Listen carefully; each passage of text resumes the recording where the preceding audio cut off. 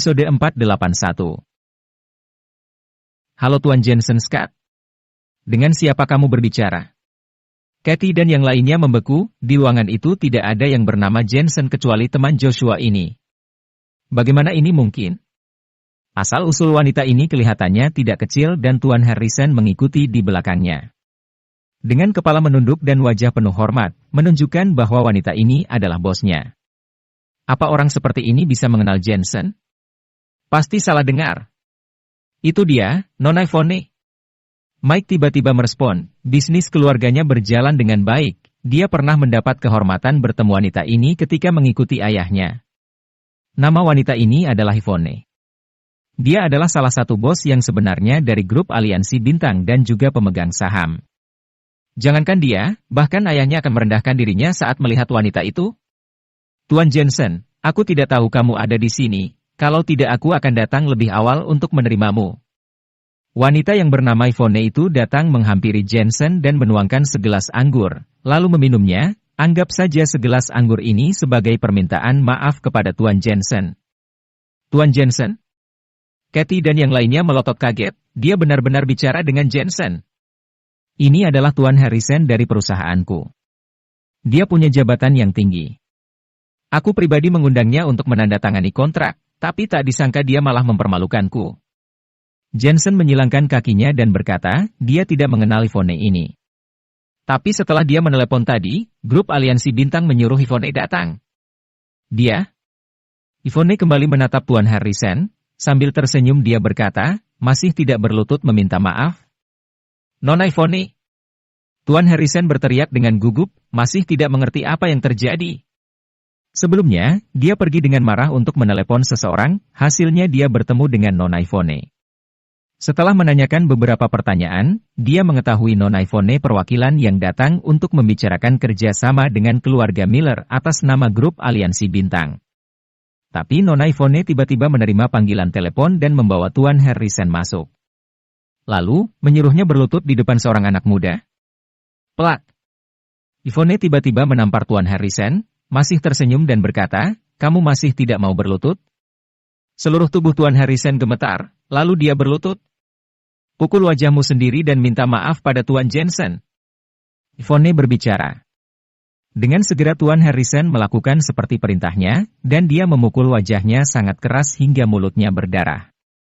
Dia tahu Nona Yvonne tidak akan menipunya, membuatnya melakukan ini menyatakan bahwa latar belakang pemuda itu tidaklah kecil.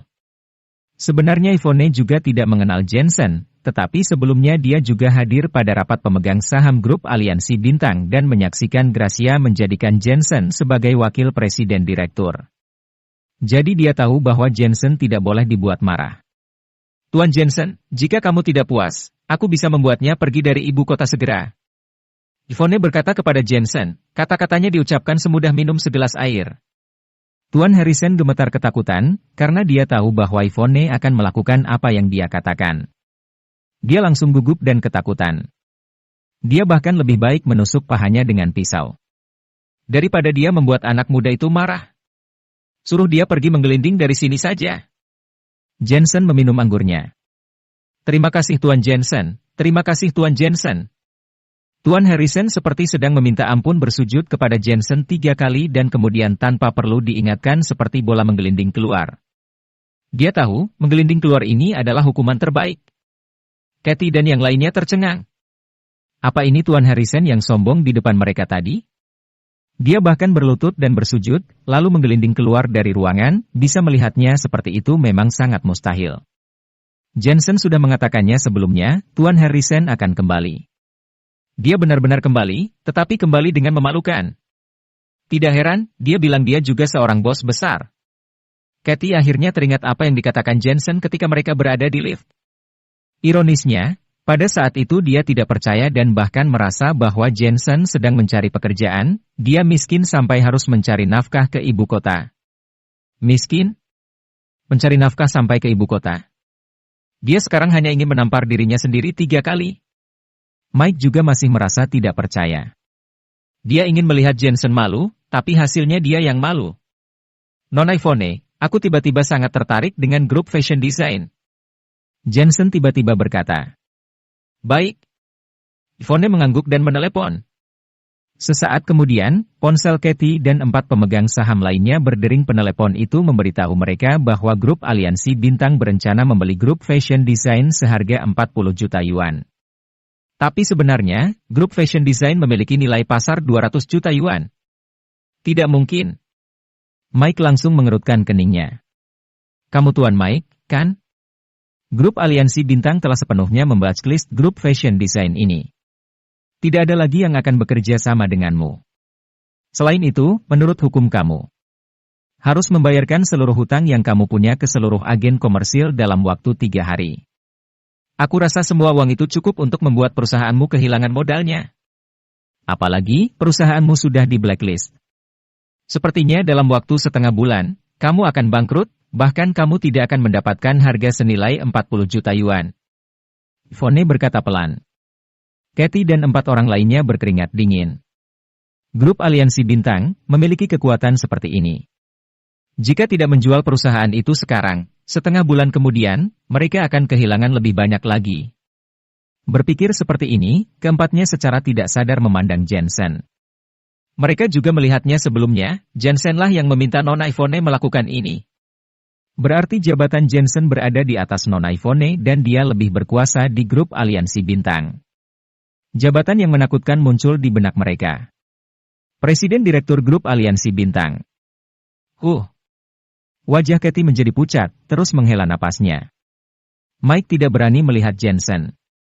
Mereka semua tidak menyangka bahwa Joshua benar-benar mengenal bos besar seperti dia.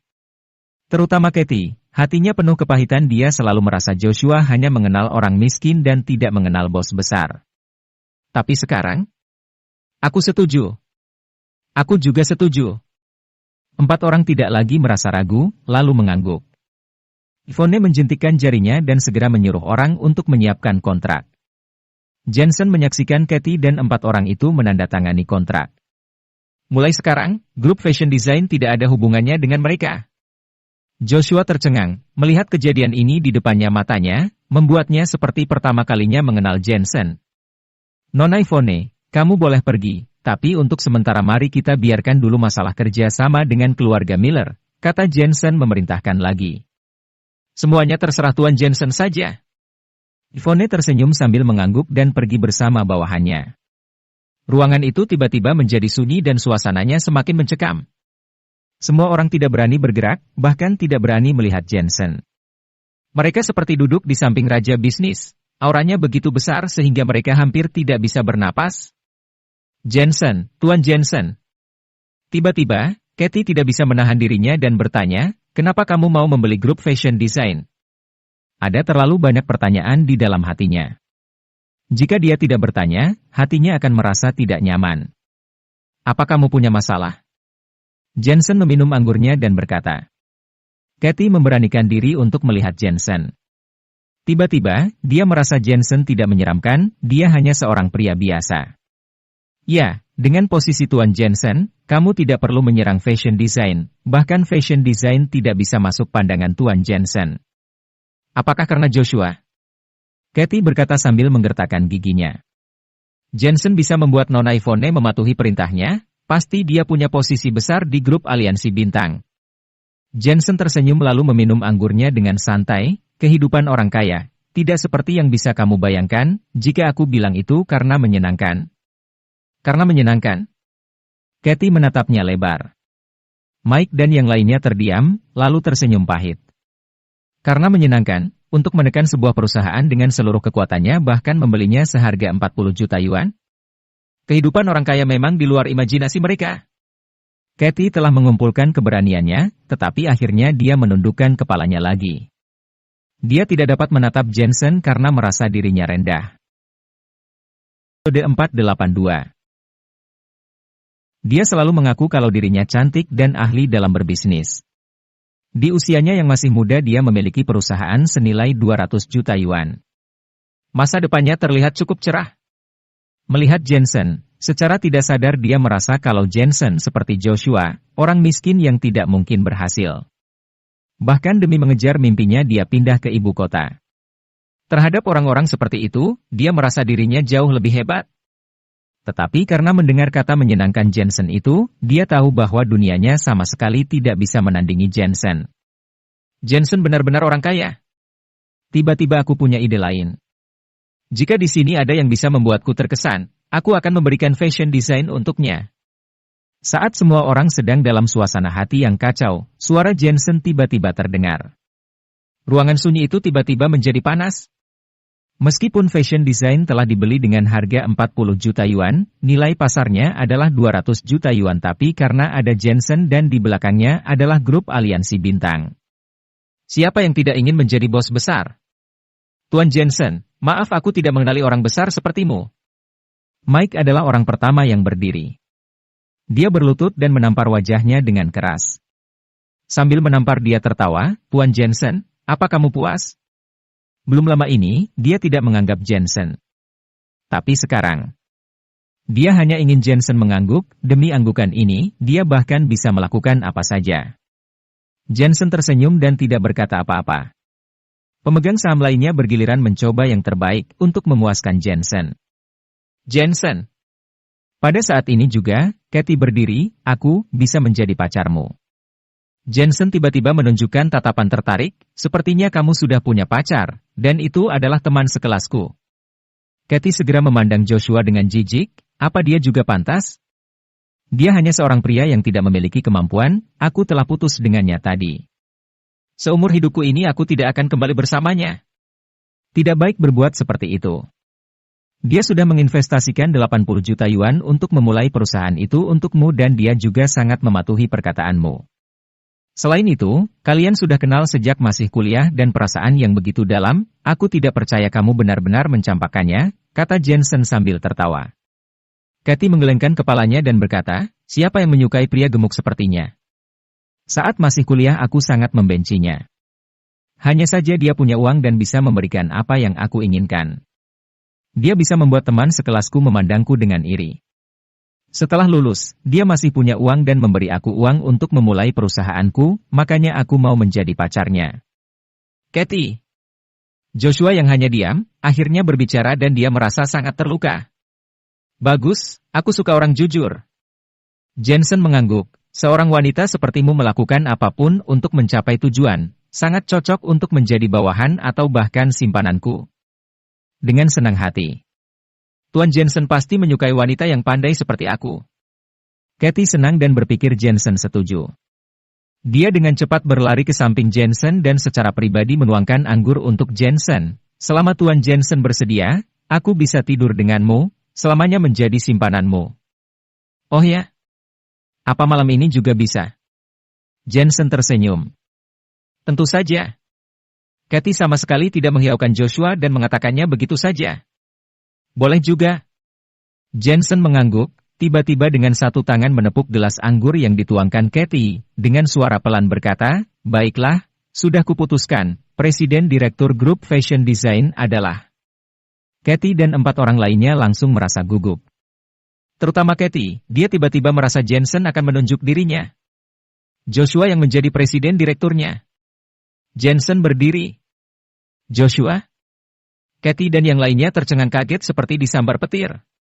Mereka tidak berpikir bahwa bos besar seperti Jensen sungguh menganggap Joshua sebagai teman kelasnya dan ikut campur dalam urusan fashion design untuk bersenang-senang.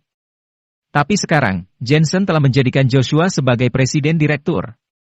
Ini benar-benar tidak bisa diprediksi. Seluruh tubuh Kathy gemetar. Dia sudah mengeluarkan kemampuan beraktingnya begitu banyak, tapi akhirnya bukan dia yang dipilih. Joshua tidak memiliki keahlian, juga tidak memiliki jaringan, dengan dasar apa? Kenapa? Kathy menatap Jensen dengan marah. Kehidupan orang kaya seringkali begitu sederhana dan bersahaja. Jika kamu harus mendengar alasannya, itu karena semua ini menyenangkan saja. Jensen mendorong pintu dan pergi. Semuanya membeku, apa sungguh karena menyenangkan Jensen membiarkan Joshua menjadi presiden direktur. Memang menyenangkan, membuat semua terlihat bodoh. Joshua. Kathy tiba-tiba bereaksi dan berkata dengan lembut, tadi itu hanya akting saja, jangan diambil hati. Sambil berkata, dia segera memegang tangan Joshua. Plak. Tapi Joshua menamparnya dengan keras. Keluar kamu dari sini. Joshua menunjuk ke arah pintu. Setelah beberapa tes, dia benar-benar melihat wajah asli wanita ini. Jensen mengabaikan masalah yang terjadi setelahnya, dia tahu Joshua akan membuat pilihan terbaik. Jika Joshua masih percaya pada Kathy, maka Joshua tidak sebanding dengan bantuan Jensen sudah berikan kepadanya. Sesampainya di aula, mata Jensen tiba-tiba terhanyut dan dia melihat bahwa Ricky dan teman-temannya sedang minum anggur. Dia segera meminta sebotol anggur dan berjalan. Perlahan menghampirinya. Ricky dan teman-temannya sedang minum anggur, wajah mereka terlihat muram dan tidak ada yang berbicara. Sebelumnya, orang-orang dari grup aliansi bintang datang dan tiba-tiba berkata kalau mereka tidak mau membicarakan kerjasama untuk saat ini dan akan mengirim orang datang dalam beberapa hari. Hal ini membuat Ricky sangat kesal. Dia menunggu kontrak ini ditandatangani dan pulang untuk menerima keberhasilan. Sial, kenapa mereka tiba-tiba berubah pikiran? Ayahku sedang menungguku di rumah, begitu juga Kak Jessica. Jika aku kembali dengan tangan kosong, bagaimana aku mengatakannya? Jarang sekali bisa ambil bagian dalam perkembangan keluarga Miller. Kak Jessica sudah memberi kesempatan ini kepadaku, tapi aku gagal. Semakin memikirkannya Ricky merasa semakin tertekan dan dengan kesal menuangkan segelas anggur lagi.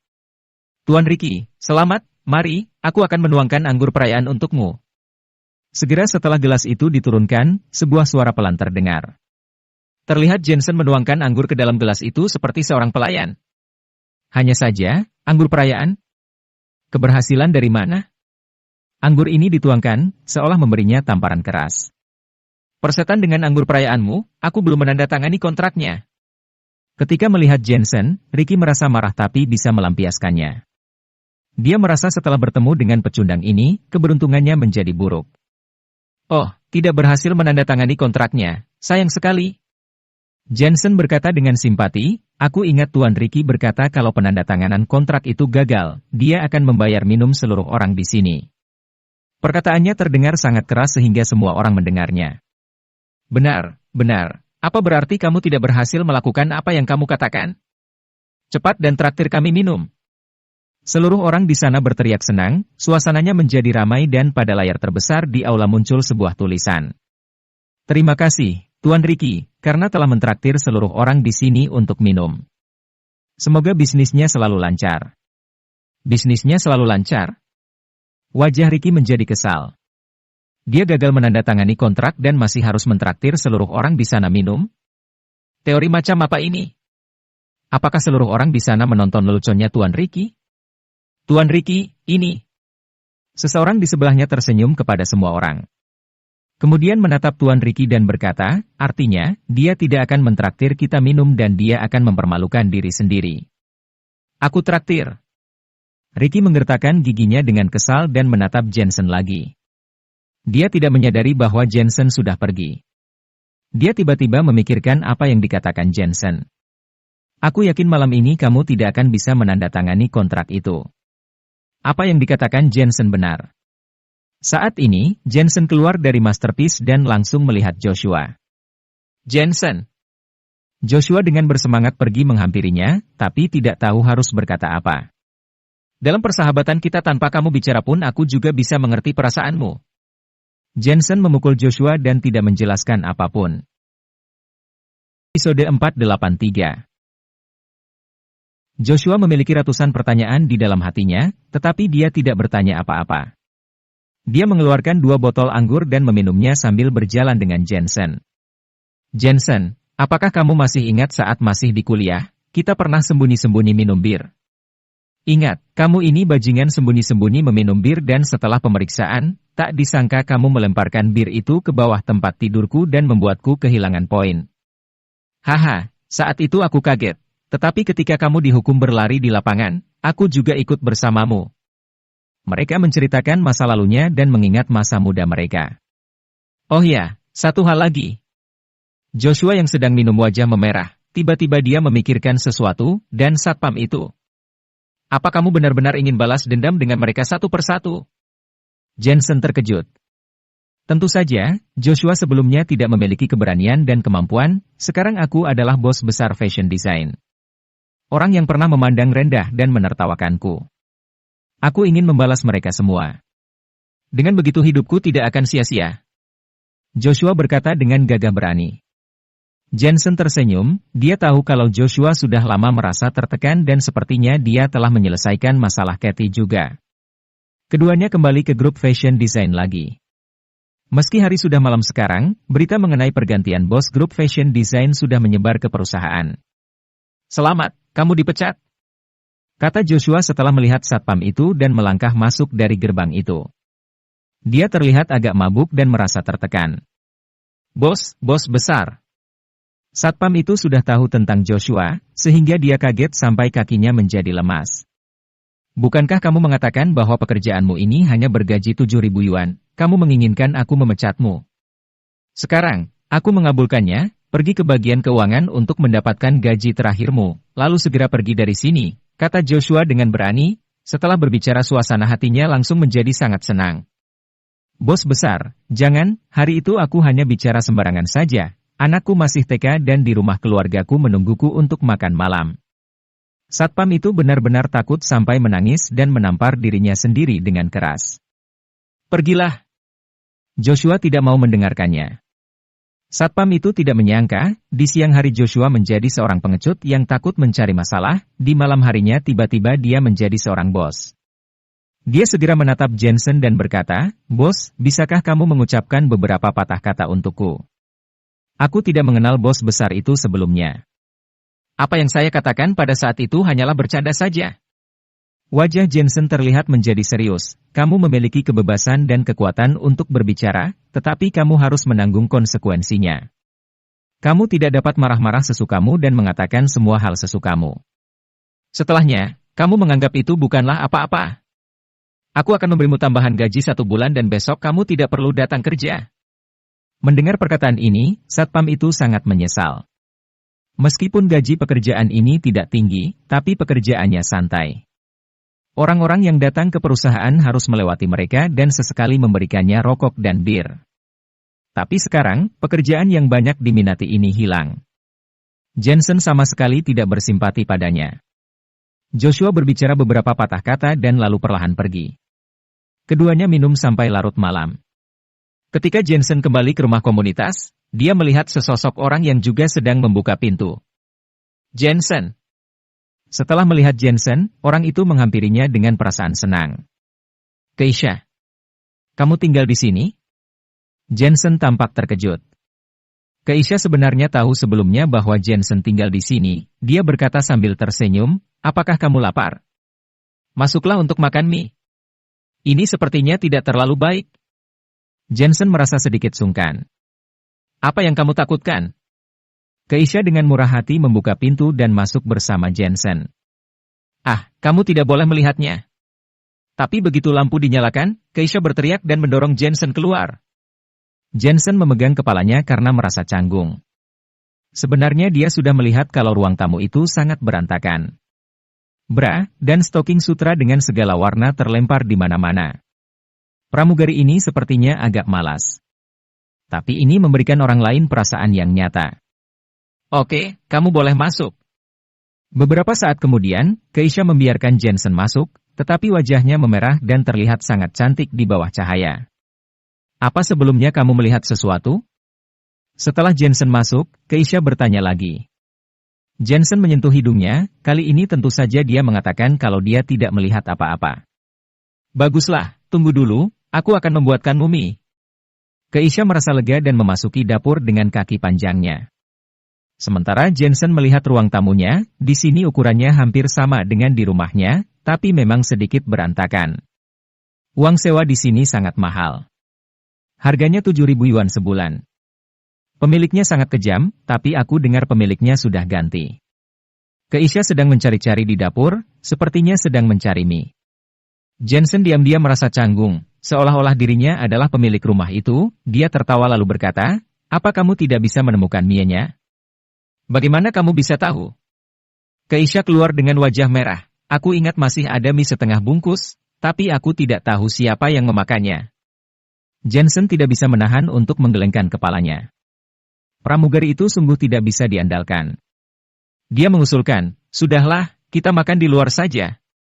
"Boleh, aku yang traktir, anggap saja untuk membalas MU karena telah menyelamatkan hidupku."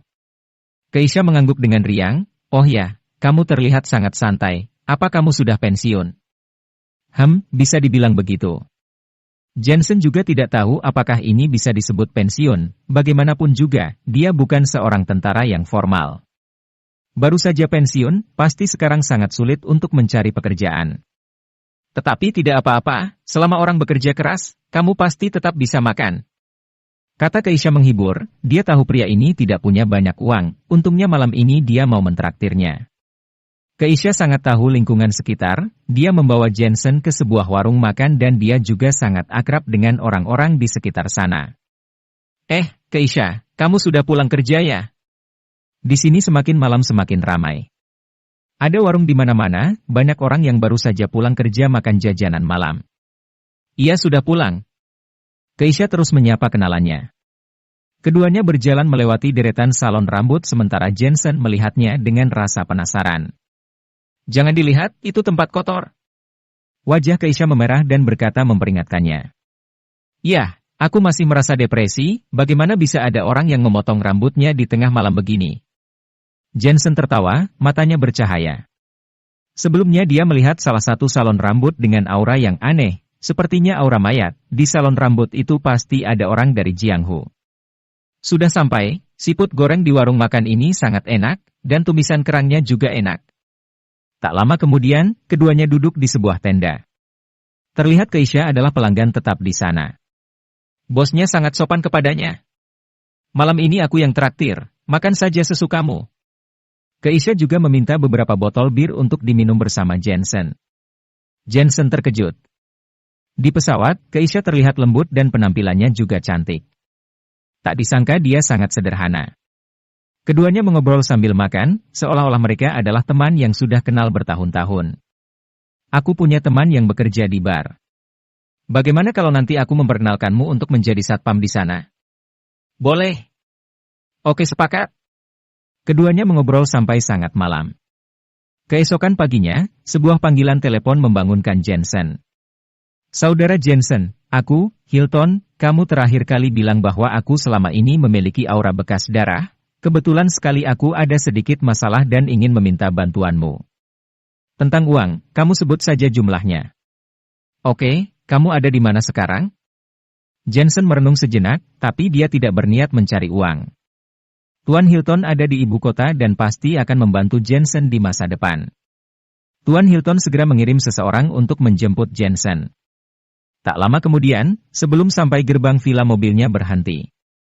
Setelah Jensen turun dari mobil itu, dia langsung melihat dua orang yang dikenalnya. Itu adalah Amanda dan Veronica. Episode 484. Kedua wanita cantik itu sama-sama mengenakan celana pendek loreng. Kaki mereka berdua panjang dan putih. Mereka berdua menyilangkan tangan menunggu sesuatu. Maaf telah menunggu lama, Nona. Tuan Hilton dan Kenzo tersenyum sambil berjalan keluar dari villa diikuti oleh beberapa orang bersenjata dengan pakaian hitam. Tuan Hilton tiba-tiba melihat kedatangan Jensen dan langsung menyapanya dengan senang. Suara Tuan Hilton yang kencang menarik perhatian.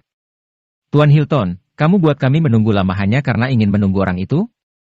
Veronica sangat terkejut dan berkata dengan sinis. Selain itu, apa dia bisa ikut campur tangan dalam masalah ini? Nona Veronica, apakah kamu kenal dia? Tuan Hilton sedikit terkejut. Tentu saja aku kenal, dia ini menantu keluarga Miller, seorang pecundang. Veronica meremehkan. Bos, selamat datang. Amanda dengan senang hati menyambut dan memuji Jensen. Kak Veronica, keterampilan medis yang dimiliki bosku ini sangat hebat. Kami tidak takut terluka lagi selama ada dia. Dia? Dia hanya seorang dokter kecil. Wajah Veronica penuh dengan penghinaan. Meskipun Jensen lebih hebat daripada yang Veronica bayangkan, Veronica masih merasa Jensen belum pantas ikut campur urusan penting keluarga elit. Selain itu, Jensen dan kakaknya adalah saingan cinta sehingga Veronica pun selalu kesal setiap kali melihat Jensen. Tuan Hilton buru-buru menambahkan, yang Nona Amanda katakan itu benar. Bos Jensen punya keterampilan medis yang luar biasa. Dia pasti bisa membantu. Veronica berkata dengan sinis, boleh saja, biarkan dia ikut asalkan dia tidak merusak rencana besar kami. Dia juga tidak boleh menghalangi kami. Veronica tetap bersikap sangat arogan meskipun sudah mau sedikit berkompromi. Itu sudah pasti. Tuan Hilton juga sangat sopan kepada Veronica. Semua orang bergegas naik mobil dan berangkat melalui jalan tol. Di dalam mobil, Tuan Hilton menjelaskan kepada Jensen dengan suara pelan. Ternyata sebuah dokumen Tuan Hilton yang sangat penting telah dicuri orang. Dokumen ini berkaitan langsung dengan berbagai bisnis Tuan Hilton. Apalagi, Tuan Hilton banyak melakukan transaksi ilegal sedangkan dokumen itu berisi kontak bisnis dari mitra transaksi ilegal tersebut. Karena itu, Tuan Hilton berusaha mencari dokumen yang hilang itu. Namun, Tuan Hilton tiba-tiba teringat dengan nasihat Jensen. Dia pun segera memanggil Jensen untuk berjaga-jaga saat dia membutuhkan pertolongan. Lalu bagaimana dengan mereka? Jensen menunjuk Veronica dan bertanya tentang Veronica dan keluarganya. Keluarga Woodley juga kehilangan sesuatu. Setelah mendapat informasi dari Tuan Hilton, ternyata pelaku yang mencuri barang keluarga Woodley dengan pelaku yang mencuri dokumen Tuan Hilton adalah orang yang sama. Karena itu, Nona Veronica datang kemari. Kenzo menjelaskan. Meskipun Jensen mengangguk paham, tapi dia masih merasakan sedikit keanehan. Keluarga Woodley adalah salah satu dari 8 keluarga elit ibu kota. Mereka punya kekuasaan dan pengaruh yang besar. Lantas barang apa yang dicuri itu sehingga Veronica terpaksa turun tangan mencarinya? Apalagi, masalah ini terlihat ditutup-tutupi. Apakah barang itu adalah barang ilegal? Setelah melewati jalan tol, mobil terus melaju di jalan nasional dan perlahan tiba di area pegunungan. Setelah beberapa jam melewati area pegunungan, mobil akhirnya berhenti di tempat yang sepi. Tempat ini sudah berada di luar wilayah ibu kota. Tak lama kemudian, beberapa mobil jeep datang. Semua orang di dalam mobil jeep itu mengenakan baju loreng dan membawa tas ransel. Sepertinya, isi tas mereka semua adalah senjata. Nona Veronica, kami datang. Seorang pemuda bertubuh tinggi kekar dan tampan berjalan mendekat. Para pria berbaju loreng ini kelihatannya punya kemampuan bela diri hebat. Setelah turun dari mobil, mereka memandang orang-orang dengan sombong. Robinson, kamu terlambat beberapa menit. Gaji kalian semua dipotong 100.000. Veronica tampak santai dan akrab dengan orang-orang yang memiliki keahlian bela diri ini. Siap. Pemuda itu mengangguk. Veronica memperkenalkan mereka kepada Tuan Hilton, mereka semua anggota tim Serigala Neraka dan juga bekas anggota tim operasi khusus. Tim Serigala Neraka? Raut wajah Kenzo sedikit berubah. Tim Serigala Neraka ini merupakan tim bayaran paling terkenal di Huaxia. Mereka khusus menerima pekerjaan dan tugas-tugas sulit, misalnya menyandera tawanan, pembunuhan gelap dan sebagainya. Mereka juga sangat terkenal di luar negeri. Selain itu, mereka juga dilengkapi dengan peralatan memadai dan pelatihan yang intensif sehingga kemampuan mereka dalam berperang sangat hebat. Nona Veronica memang luar biasa bisa mengundang mereka semua kemari. Tuan Hilton juga mengatakan bahwa dirinya pernah mendengar cerita tentang tim khusus yang misterius ini. Ini hanya kebetulan. Veronica membalas dengan santai. Namun, wajah Veronica tampak arogan.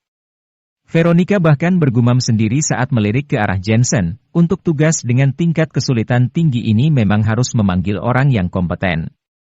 Para master ini adalah orang-orang yang paling cocok. Namun, ada juga orang yang sok hebat. Kalau orang sok hebat ini tidak mengganggu pekerjaan kami, maka kami pun sudah sangat bersyukur. Perkataan Veronica ini jelas merupakan sindiran bagi Jensen. Jensen tidak menghiraukan perkataan Veronica. Dia terus mengamati anggota tim Serigala Neraka sambil menggelengkan kepala karena mereka semua kemungkinan adalah pecatan dari tim operasi khusus. Meskipun demikian, kekuatan mereka juga tidak lemah karena ada beberapa anggota sudah mencapai kemampuan master tingkat bumi. Hehe, aku dengar Nona Veronica ini adalah perancang busana terkenal di Perancis. Namun, aku tak sangka ternyata Nona Veronica jauh lebih hebat daripada yang aku bayangkan. Robinson tiba-tiba tersenyum menatap Veronica dengan perasaan kagum. Veronica memiliki postur tubuh yang tinggi. Robinson pun terpesona dengan kaki Veronica yang indah dan penampilan yang anggun apalagi Veronica juga memiliki kemampuan bela diri yang lumayan baik. Robinson merasa Veronica adalah sosok dambaan hatinya. Meskipun kagum dengan Veronica, Robinson merasa Veronica wajar memiliki kelebihan seperti ini. Lagi pula, keluarga Woodley merupakan salah satu dari 8 keluarga elit. Keluarga Woodley mampu mewariskan kehebatan ini lintas generasi karena memiliki kemampuan bela diri yang luar biasa. Veronica pun sudah belajar bela diri sejak masih kecil. Semua orang sudah berkumpul di sini. Apa yang harus kita lakukan selanjutnya? Tuan Hilton merasa sudah tiba waktunya dan lanjut bertanya, pihak lawan ingin bernegosiasi dengan kita. Mereka sudah memberikan alamat tempat negosiasi. Negosiasi kentut? Mereka sudah berani mencuri barang keluarga Woodley. Kita tidak akan bernegosiasi dengan mereka. Veronica merasa kesal karena barang itu dicuri dari tangannya. Apalagi, Veronica juga belum memberitahukan masalah ini kepada keluarganya. Dia lebih memilih menyelesaikan masalah ini sendiri. Benar sekali, kita harus beri mereka pelajaran. Mereka pikir keluarga elit seperti kita ini bisa ditindas. Amanda seperti biasa juga ikut mengompori. Aku rasa kita tidak perlu terlalu berlebihan. Kalau pihak mereka mau uang, kita berikan saja. Keselamatan barang kita lebih penting, ujar Tuan Hilton yang tampak kesal. Tuan Hilton, kamu ini seorang Fajra Agung di ibu kota. Kenapa harus takut bertindak? Wajah Veronica sangat arogan. Dia menatap Jensen, apa karena seseorang itu ikut jadi nyalinya ciut? Veronica terus menyindir Jensen. Ini membuktikan kebenciannya yang dalam terhadap Jensen. Jensen tetap tidak menghiraukan perkataan Veronica.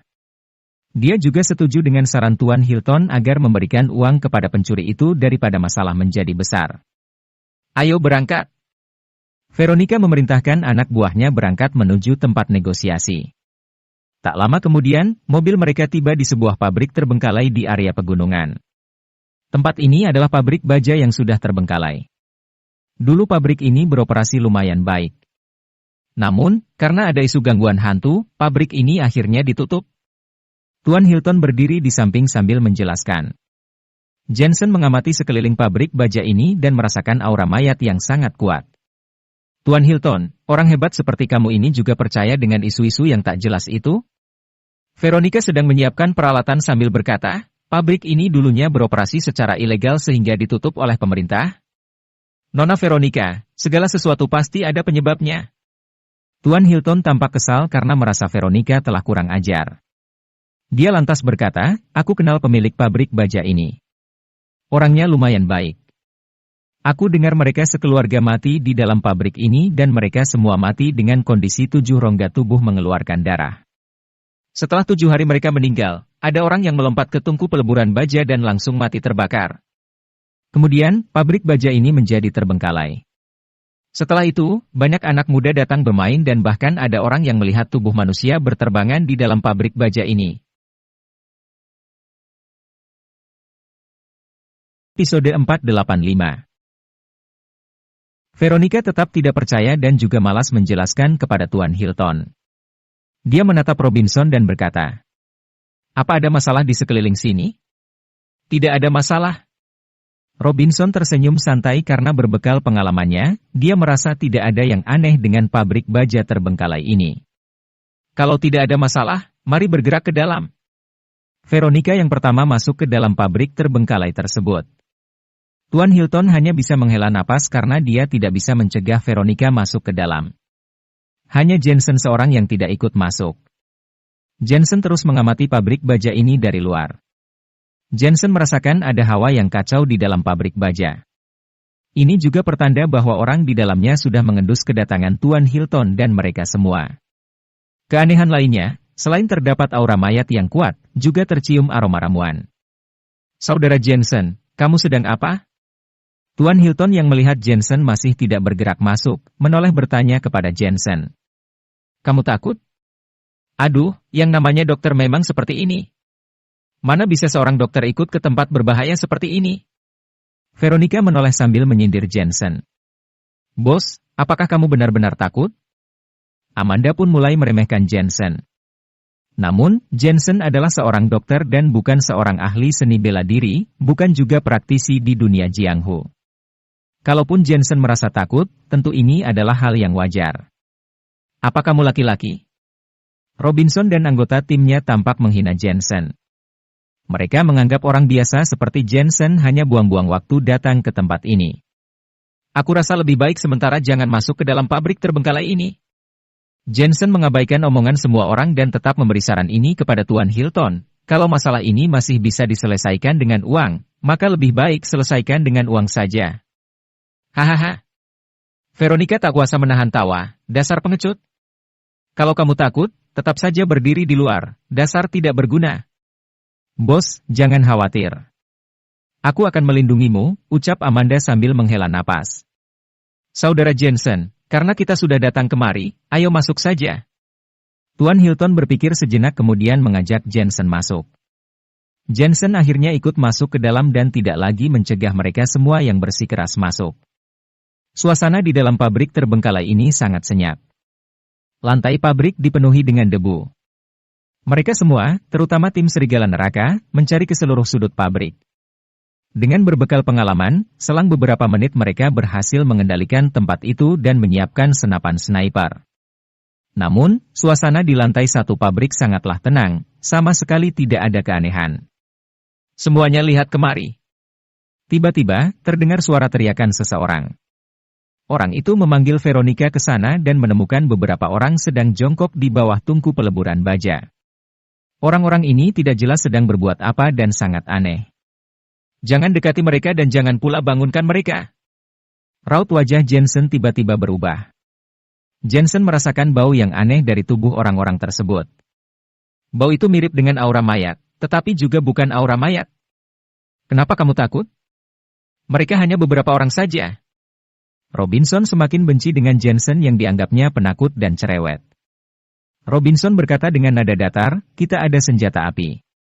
Senapan sniper juga sudah siap. Untuk apa takut? Orang-orang ini akan kita hajar babak belur. Bagaimana jika itu bukan manusia?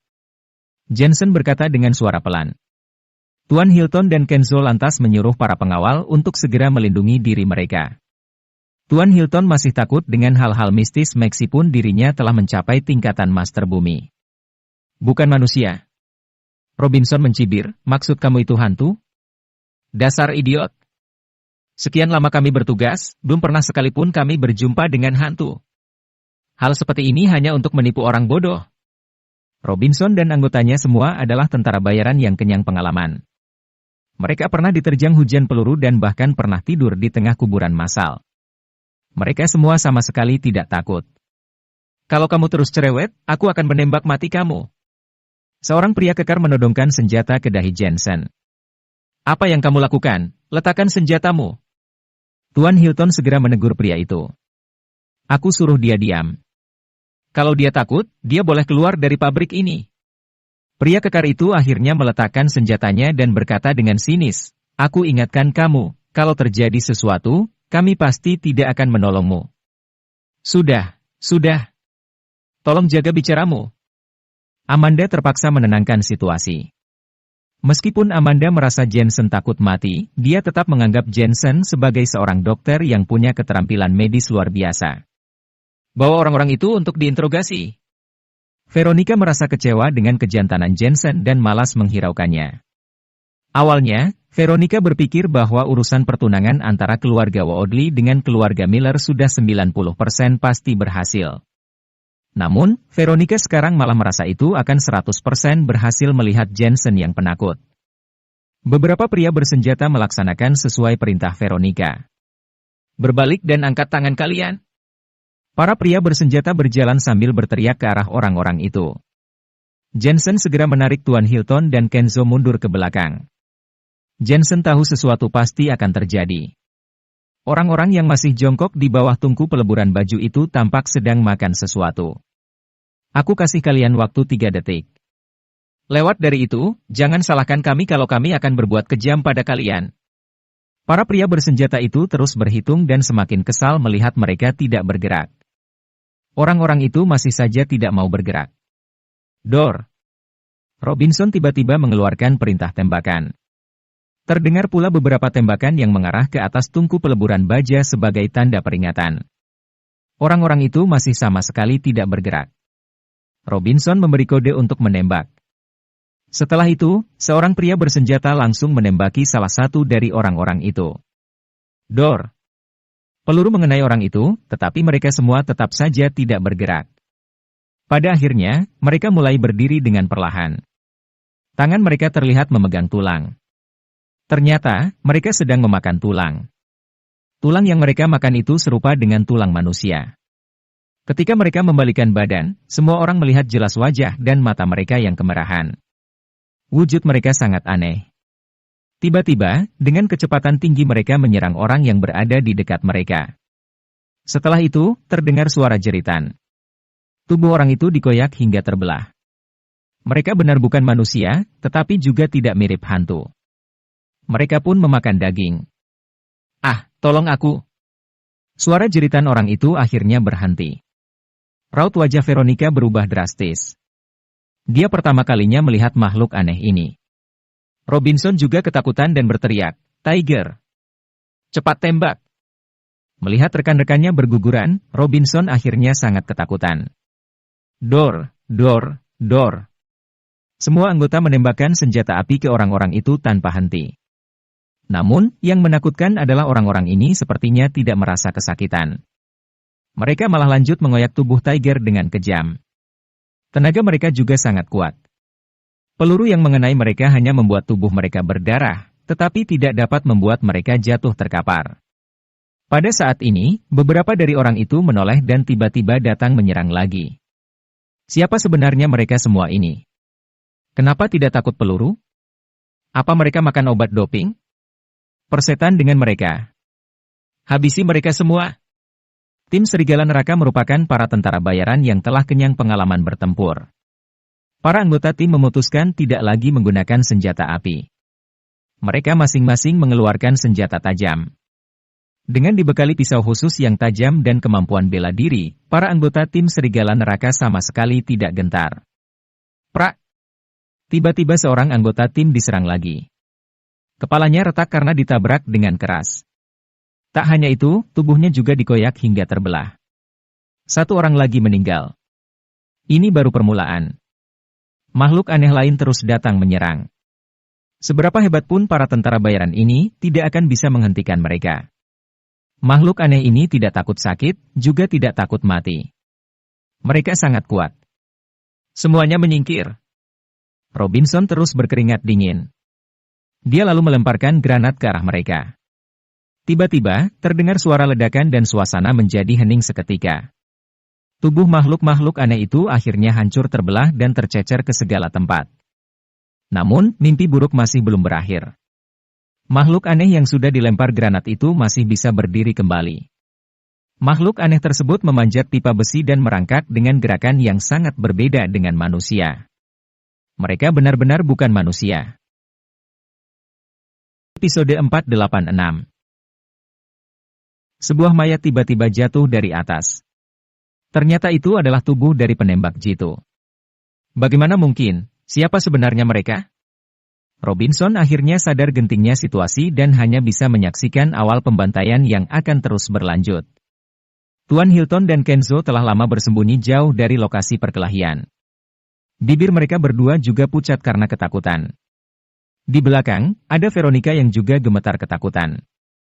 Kalau saja tahu semua akan berakhir seperti ini, mereka tentu akan percaya dengan omongan Jensen dan lebih memilih memberikan uang daripada nyawa. Otot-otot tubuh orang-orang ini sudah terkompresi. Suara Jensen tiba-tiba menggelegar. Otot apa yang terkompresi, bos? Tolong katakan yang jelas, desak Amanda. Otot-otot mereka telah dikompresi oleh cairan, dan berat badan mereka diperkirakan mencapai 150-200 kg. Selain itu, mereka bukan lagi manusia. Mereka tidak punya kesadaran, ucap Jensen. Lalu apa ini? Tuan Hilton merasa heran dan bertanya. Jensen menggelengkan kepalanya. Ini bukan mumi, bukan juga mayat atau sejenisnya. Jensen juga baru pertama kali melihatnya. Namun, anehnya di tubuh mereka terdapat suatu aura yang menyerupai aura mayat. Setelah berpikir sejenak, Jensen akhirnya tahu apa itu. Sekte wayang mayat. Namun, mayat ini berbeda dengan mayat biasa. Boleh dibilang bukan juga mayat, tetapi orang hidup yang sudah mati namun dikendalikan oleh seorang pawang. Mereka tidak memiliki kesadaran lagi, tapi masih memiliki kekuatan fisik yang sangat kuat. Bagaimana hal semacam ini bisa terjadi? Jensen masih belum paham untuk sementara waktu. Jika kamu ingin menggagalkan teknik wayang mayat, maka kamu harus mencabut jimat yang ada pada mayat tersebut. Jensen berbicara sendiri sambil mengingat kembali teknik Daois. Jensen tidak menemukan bukti-bukti pembunuhan pada mayat tersebut karena tidak ditemukan pisau parasut, senapan mesin ringan ataupun senapan sniper bahkan granat. Beberapa tentara bayaran ini memiliki kemampuan Master Xuan, tetapi itu masih tidak cukup. Robinson yang punya kemampuan lebih baik malah terluka. Dia dengan cemas mendekat dan berkata, "Nona Veronica, apa yang harus kita lakukan sekarang?" Adegan yang terjadi selanjutnya benar-benar mengejutkan bagi Robinson. Untuk pertama kalinya, dia merasa senjata pun tidak ada gunanya menghadapi mereka. Ini. Veronica sebenarnya juga tidak tahu harus berbuat apa. Dia sangat ketakutan. Dr. Jensen punya cara. Coba tanya dia kita harus bagaimana? Tuan Hilton tiba-tiba berkata demikian sambil menatap Jensen. Di antara mereka semua, hanya Jensen seorang yang bisa tetap tenang. Robinson lantas merasa malu. Awalnya, dia menertawakan Jensen, tetapi sekarang yang terjadi malah sebaliknya. Jensen lebih tenang menghadapi masalah ini daripada dirinya. Tuan Jensen, sekarang kita harus bagaimana? Robinson segera meminta bantuan Jensen. Sekarang kamu baru tanya kita harus bagaimana? Tadi kenapa tidak bertanya seperti ini?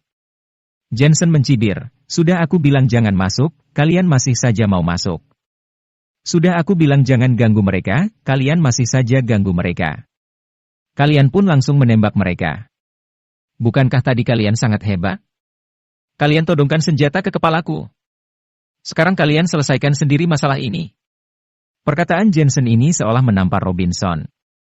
Sebenarnya, masalah ini bisa diselesaikan baik-baik dan rekan-rekanmu itu tidak perlu mati. Sekarang mereka semua sudah ketakutan. Kamu tunggu saja sisa rekan-rekanmu itu juga akan mati. Jensen lanjut memarahi Robinson. Robinson tidak berani bersuara. Veronica dan Amanda juga terlihat malu. Sebelumnya, mereka juga memandang rendah Jensen dan sekarang wajah mereka seolah ditampar balik. Mereka semua merasa Jensen punya jalan keluar. Robinson, cepat minta maaf. Veronica tiba-tiba berteriak. Robinson semakin merasa malu. Akan tetapi, dia terpaksa meminta maaf kepada Jensen demi rekan-rekannya sendiri. Aku salah, tolong selamatkan saudara-saudaraku. Robinson menundukkan kepalanya dan berkata demikian lalu menampar dirinya sendiri dengan keras. Jensen acuh tak acuh dan tertawa, siapa yang bilang tadi kalau terjadi apa-apa, dia tidak akan menyelamatkan aku? Robinson hanya bisa terdiam.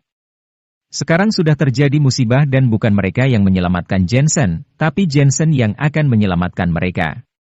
Tuan Hilton terus memandang ke depan dan akhirnya berteriak, Saudara Jensen, cepat bertindak. Kalau tidak, makhluk aneh itu akan segera datang menyerang. Mendengar ini, Jensen tahu sudah waktunya untuk mulai bertindak.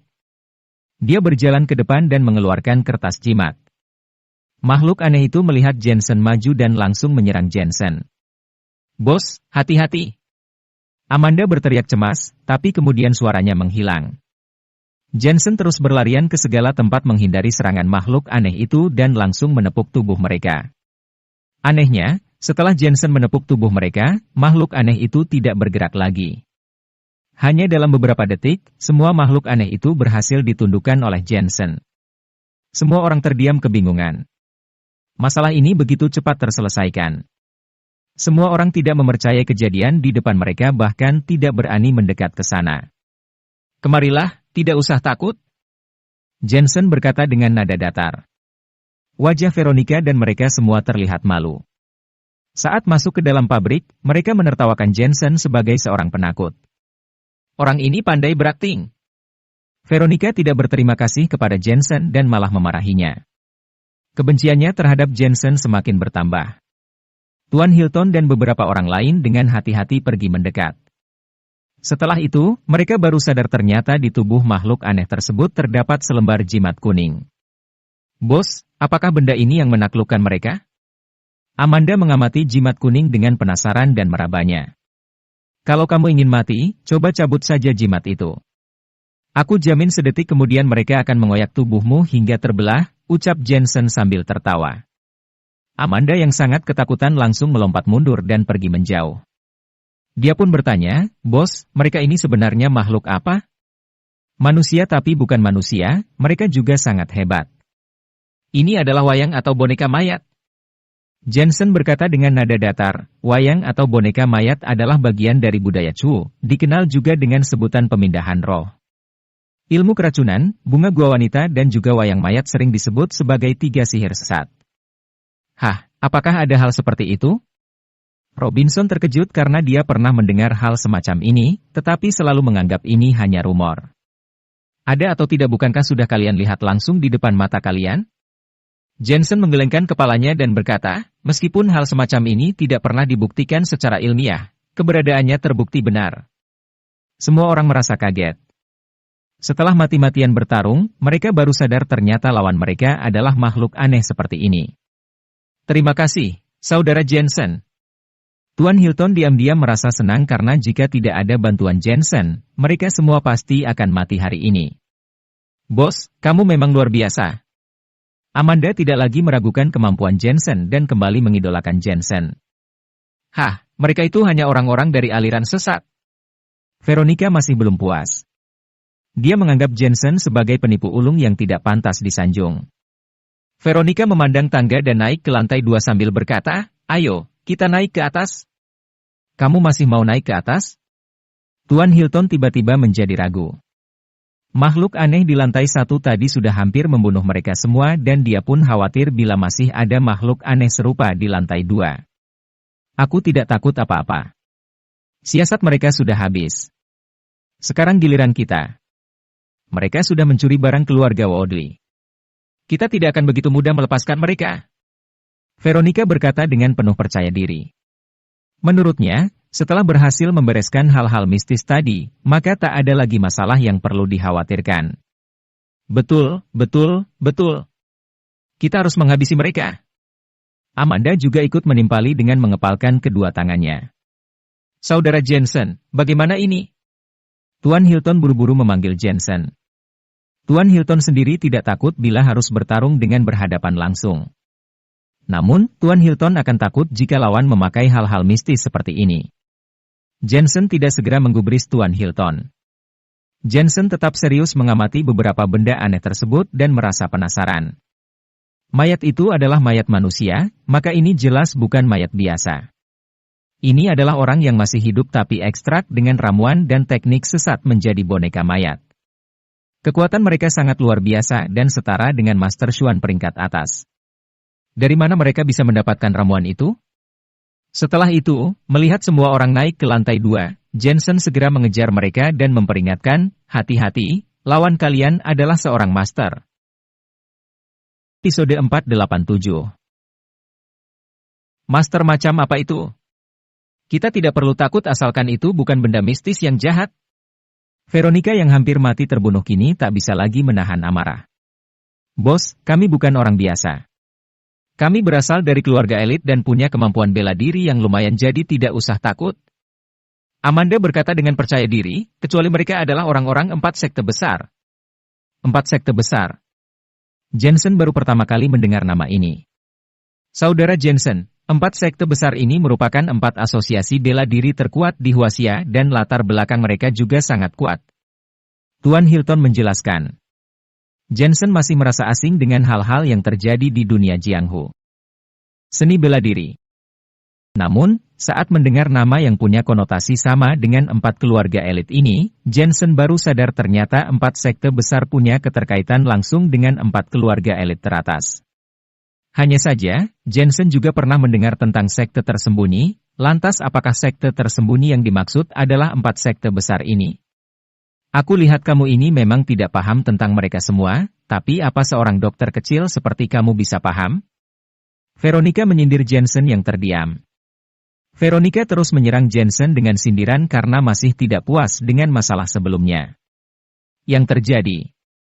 Aku memang tidak paham, tetapi kamu sendiri juga tidak bisa menghadapi mereka semua. Jensen membalas Veronica. Apakah masih ada hantu seperti tadi? Tidak ada.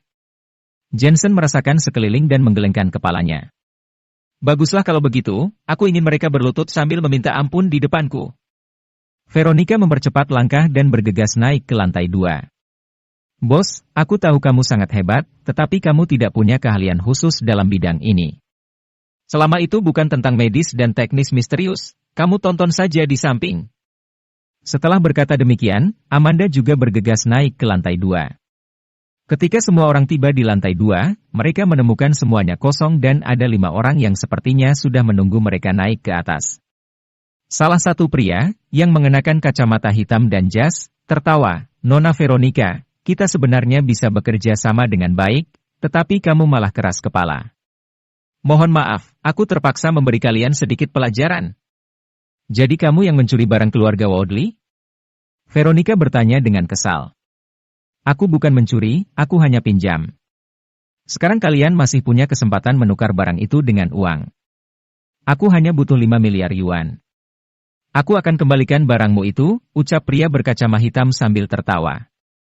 Jensen memandang kelima orang itu. Salah seorang dari mereka memiliki aura mayat, tetapi Jensen merasa kenal dengan aura itu. Ternyata benar, aura itu persis sama dengan aura yang dirasakan kemarin malam di dalam salon. 3 dari 4 orang lainnya merupakan para master sedangkan pria berkacamata hitam tadi malah memiliki kemampuan biasa-biasa saja.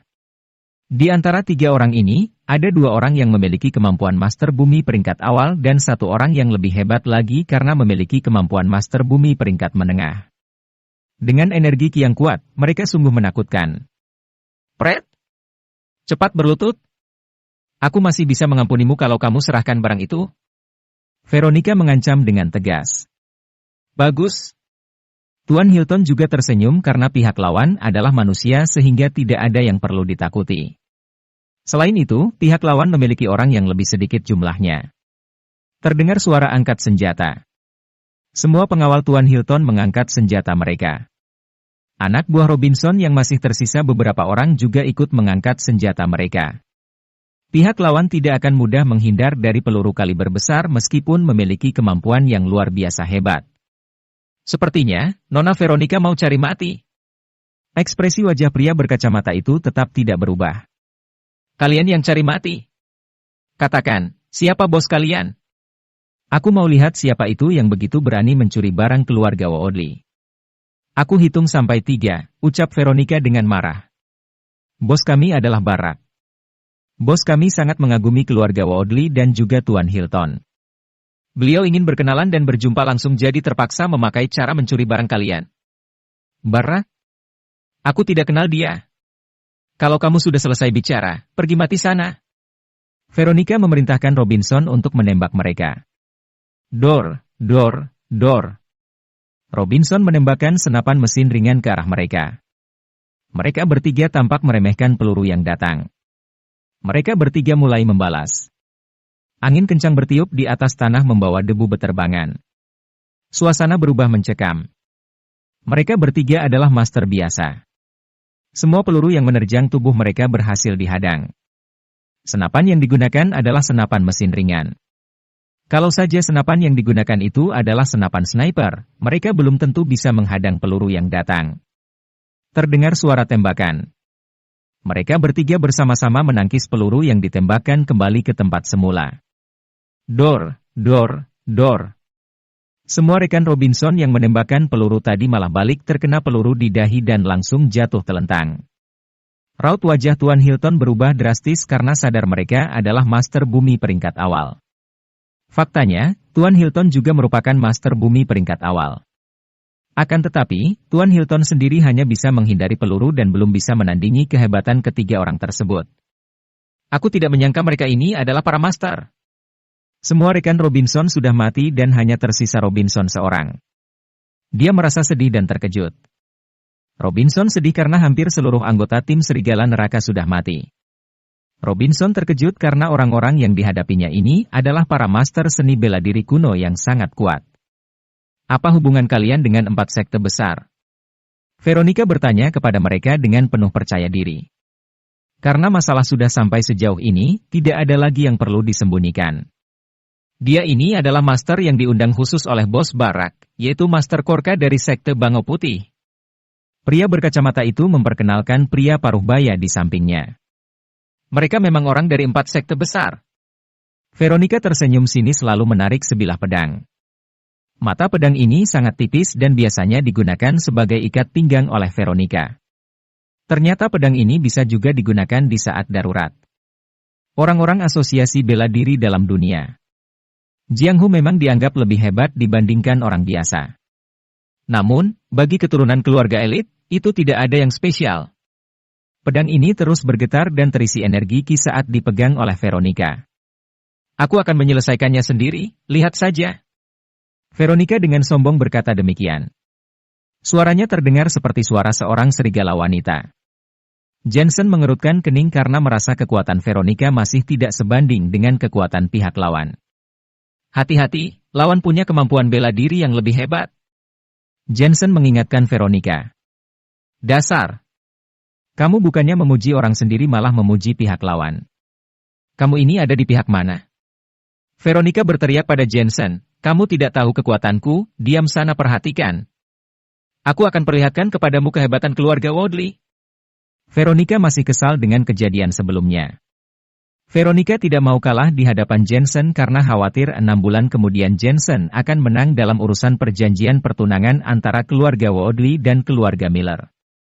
Bos, jangan khawatir. Saudari Veronica mempunyai pedang di tangannya. Dia akan sulit ditaklukkan. Amanda juga sangat yakin dengan Veronica. Jensen terdiam heran melihat mereka yang percaya diri terlalu berlebihan. Buka matamu lebar-lebar dan lihat saja. Veronica mengambil pedang dan bergegas maju menyerang. Teknik pedang. Veronica berteriak pada Jensen, kamu tidak tahu kekuatanku, diam sana perhatikan. Aku akan perlihatkan kepadamu kehebatan keluarga Woodley. Veronica masih kesal dengan kejadian sebelumnya. Veronica tidak mau kalah di hadapan Jensen karena khawatir 6 bulan kemudian Jensen akan menang dalam urusan perjanjian pertunangan antara keluarga Woodley dan keluarga Miller. Bos, jangan khawatir. Saudari Veronica mempunyai pedang di tangannya. Dia akan sulit ditaklukkan. Amanda juga sangat yakin dengan Veronica. Jensen terdiam heran melihat mereka yang percaya diri terlalu berlebihan. Buka matamu lebar-lebar dan lihat saja. Veronica mengambil pedang dan bergegas maju menyerang. Teknik pedang Veronica sangat bagus. Dia menari-nari bebas dengan pedang di tangan, gerakannya indah dan menawan. Robinson pun ikut terkagum-kagum dengan Veronica dan berharap Veronica dapat membantunya balas dendam atas kematian rekan-rekannya tadi. Aku sudah lama mendengar bahwa keturunan keluarga elit berlatih bela diri sejak kecil. Hari ini aku pertama kali menyaksikannya langsung, benar-benar mengagumkan. Tuan Hilton juga melontarkan pujian. Cahaya yang dipantulkan pedang sangat menyilaukan. Orang biasa tidak akan paham teknik pedang apa ini. Gerakan pedangnya sangatlah luas dan indah. Veronica begitu memesona. Biar aku saja yang maju. Dari pihak lawan, seseorang maju dengan langkah kaki yang teratur. Jensen kenal orang ini. Dia adalah master sepatu besi. Master sepatu besi mengeluarkan satu tendangan. Terdengar suara besi berdentang. Teknik pedang Veronica yang memesona dipatahkan dengan satu tendangan. Kemudian, master sepatu besi mengeluarkan tendangan kedua dengan kaki lain. Tendangan itu tepat meluncur ke paha Veronica dan membuat tulang di kaki Veronica retak. Veronica pun jatuh ke tanah dan debu-debu beterbangan. Wajah Veronica kotor semua. Veronica yang sebelumnya terlihat seperti bidadari malah akhirnya terjatuh seperti seorang pengemis. Semua orang tercengang. 488. Dengan pedang di tangan, saudari Veronica tak bisa ditaklukkan. Amanda masih menyemangati Veronica, tapi suaranya perlahan-lahan semakin mengecil. Sakit sekali. Kakiku patah. Veronica memegang pahanya dan mengerang kesakitan. Semua orang melihat dan suasana menjadi canggung. Raut wajah Robinson dan Tuan Hilton berubah drastis. Mereka pikir teknik pedang yang rumit dari Veronica bisa mengalahkan lawan, ternyata malah sebaliknya. Ini menunjukkan bahwa Veronica bukan tandingan mereka. Aku tidak bisa bertarung lagi, aku tidak bisa bertarung lagi, huhuhu. Veronica terbaring di atas tanah sambil menangis kesakitan, tidak lagi terlihat anggun sama sekali. Awalnya ini semua bisa disepakati dengan uang, kita sama-sama senang. Namun, kalian bersikeras ingin membuat semua orang menjadi tidak senang. Kalau begitu, supaya orang luar tidak tahu, kalian harus tetap tinggal di sini. Pria berkacamata itu tidak terkejut dengan pemandangan di depannya. Dia menghela napas dan menggelengkan kepalanya, seolah menertawakan kebodohan Veronica. Tuan Hilton dan mereka semua merasa ketakutan karena lawan berniat membunuh mereka semua. Apakah mereka bisa kabur? Mereka menatap ketiga orang master itu dan sadar mereka sulit untuk kabur. Aku tidak bisa kabur, aku tidak bisa kabur. Aku saja bukan tandingan mereka, apalagi mengandalkan kalian sampah. Aku telah mati. Veronica yang terjatuh di atas tanah merasa sangat ketakutan dan terus menggelengkan kepalanya. Veronica pikir setelah menghabisi makhluk aneh di lantai 1 tadi, mereka yang di lantai 2 ini akan mudah ditaklukkan. Namun, mereka ternyata lebih sulit ditaklukkan lagi. Dia sudah datang. Amanda tiba-tiba berseru. Seisi lantai 2 berguncang saat master sepatu besi berjalan mendekat seperti sesosok raksasa. Aku tidak peduli lagi sehebat apa orang ini. Robinson mengoceh sebentar dan langsung maju. Menghunuskan belati. Robinson juga memiliki kemampuan setara master bumi. Meskipun dia tidak punya energi ki, tetapi kemampuan koordinasi, reaksi dan refleks tubuhnya sangat baik, setara dengan kemampuan tertinggi orang biasa.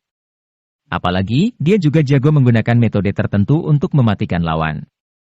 Selagi lawan adalah manusia dan bukan makhluk aneh seperti di lantai 1 tadi, dia punya harapan untuk menang.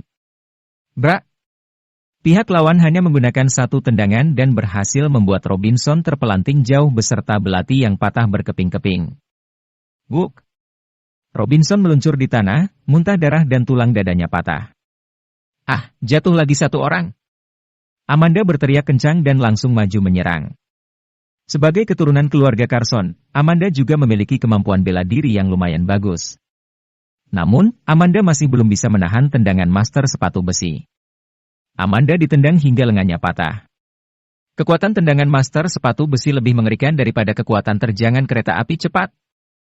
Amanda menangis kesakitan dan memegang lengannya yang patah sambil berteriak. Semua master yang terkenal sudah berhasil dikalahkan, tetapi satu tendangan ini yang masih sulit dihadang. Setelah duel orang master, yakni Veronica dan Amanda takluk, keadaan berubah menjadi semakin berbahaya. Tuan Hilton, tolong segera bertindak. Veronica melihat orang yang ada di pihaknya hanya tersisa Tuan Hilton seorang dan terpaksa meminta bantuan kepadanya.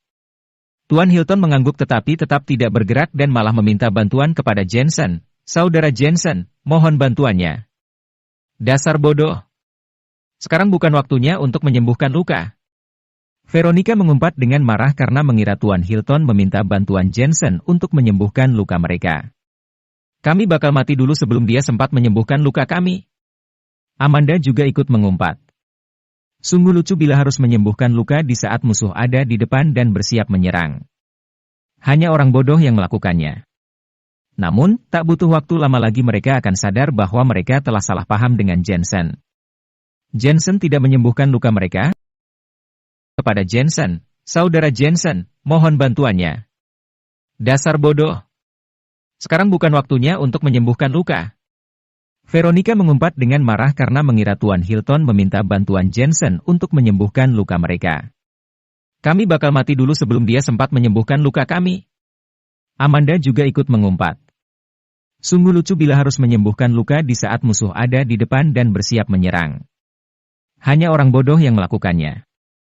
Namun, tak butuh waktu lama lagi mereka akan sadar bahwa mereka telah salah paham dengan Jensen. Jensen tidak menyembuhkan luka mereka, tetapi maju ke depan dengan langkah pelan. Jensen sepertinya akan maju menyerang. Bos, jangan konyol. Dia itu master bumi peringkat awal. Satu tendangan darinya bisa menghancurkan mobil. Jensen, kamu ini hanya seorang pecundang. Kamu hanya seorang dokter kecil. Mereka ini para ahli bela diri dan bukan master misterius. Kamu bukan tandingan mereka. Amanda dan Veronica sama-sama berteriak cemas. Mereka hanya tahu Jensen adalah seorang dokter. Datang lagi satu orang yang cari mati. Tunggu dulu, aku sepertinya pernah melihat kamu. Master sepatu besi menghentikan langkah kaki dan menyipitkan mata mengamati Jensen. Benar, aku sudah ingat. Kamu adalah orang yang ingin dibunuh bos Barak. Aku kira kamu sedang bersembunyi di ibu kota. Aku sudah lama cari kamu, ternyata kamu sendiri malah muncul di hadapanku. Itu dia. Raut wajah pria berkacamata itu berubah. Dia berkata dengan sinis, cepat bunuh dia. Aku mau membawa kepalanya ke luar negeri. Tenang saja, dia tidak akan bisa menghadang tendanganku. Master sepatu besi mengangguk lalu menghentakkan kaki. Seisi lantai 2 berguncang. Kaki master sepatu besi diperkirakan seberat 350 hingga 400 kg.